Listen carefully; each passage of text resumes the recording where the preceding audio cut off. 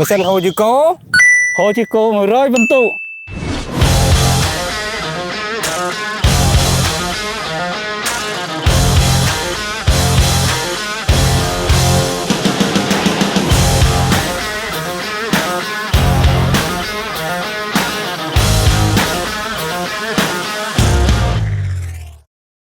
អានេះម៉ាស៊ីន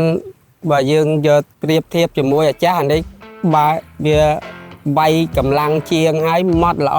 គប់បៃហើយស្រួលទាំងជាងអាចារ្យខ្ញុំធ្លាប់កាន់ពួក60មកកាន់នេះខ្ញុំកាន់កើតបើអាចារ្យនោះធ្លាប់តែកាន់60ទៅជាខុសគ្នាខុសដៃជាកើត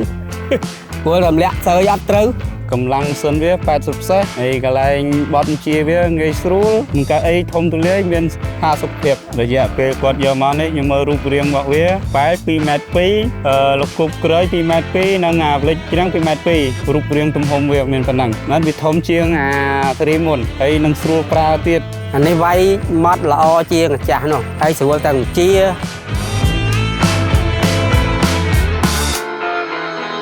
ខ្ញុំជាអតិថិជនចាស់របស់ម៉ាស៊ីន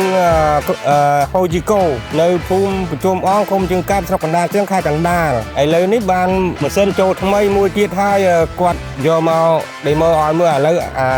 ថ្មីនេះវាល្អជាងអាចាស់របស់ខ្ញុំវាវាយស្អាតជាងរបស់ខ្ញុំ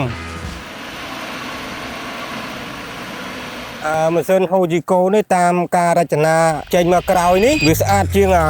អាមុនវាយក៏